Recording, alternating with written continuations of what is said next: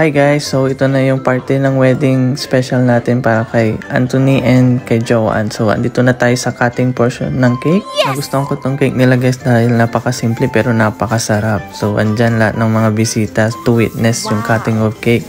Ang cutting of cake guys is tradition na natin sa Pinas. The bigger the cut na itutubo mo sa inyong partner is ganun din kalaki ang pagmamahal mo sa kanya. So the bigger the better guys.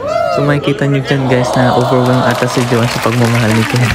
Next is ito na yung first dance ng bagong kasal guys. So mag-start na dito yung prosperity dance na isa sa mga tradition din sa wedding sa atin sa Pinas. So also known as money dance guys. So dito magsasabit ng pera yung mga bisita guys. Bali, itong mga sinasabit nilang pera is tulong na nila to sa couple para sa pagsisimula nila ng kanilang marriage life. So maganda din to na tradition guys dahil dito mo makikita kung gaano kanila susuporta ng mga relatives, mga friends mo, mga bisita mo dito. So andyan ulit si Manong saxophone. Nagpe-play na naman ng music. Sulit na sulit si Manong, napakagaling niya.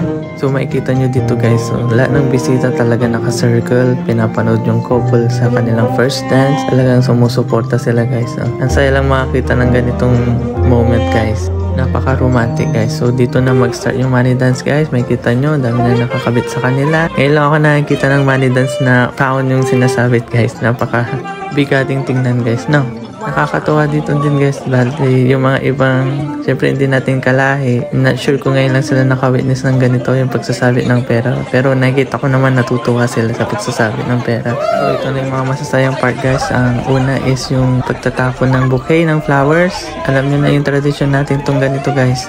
Ang paniniwala dito guys is kung sino daw makasalo ng bouquet, siya daw ang susunod na ikakasal. Para to sa mga bridesmaid. At sa mga groomsmen naman guys is yung garter. Sino daw makasalo, may chance na kung sino daw yung nakasalo ng bouquet, siya daw magiging partner na makakasalo ng garter. So usually pinag-prepare silang dalawa. So ayan, nakuha na ni Kent yung garter kay Joanne gamit ang kanyang bibig. So yan, ipapasa na niya. So dito, yan, excited na yung mga groomsmen guys. Nakakatuwa. Actually nagtutulakan pa sila dito kanina. So ayan na, sino kayo makakakuha sa kanila? Game na game sila guys. So ayan, nakuha na guys. So, from here, tingnan natin kung may chance na magka-developan tong dalawang pair na to, yung nakakuha ng bouquet at nakakuha ng flower. So, from here, party-party na tayo guys. So, magsasaya na tayo, magsasayawan ng mga bisita. So, ayan, may nirentan pa silang DJ. So, ang saya. Siyempre, nauna ng mga Pinoy. Ayan, mga titas of the Philippines, nauna na din. Up to sawa ng sumasayaw sa dance floor, hindi na sila umalis. So, ayan, nainganyo na rin yung mga ibang bisita na sumama. Headed by the bride, syempre. Game na game ang lahat. So nakakatuwa. Ang saya lang nung guys.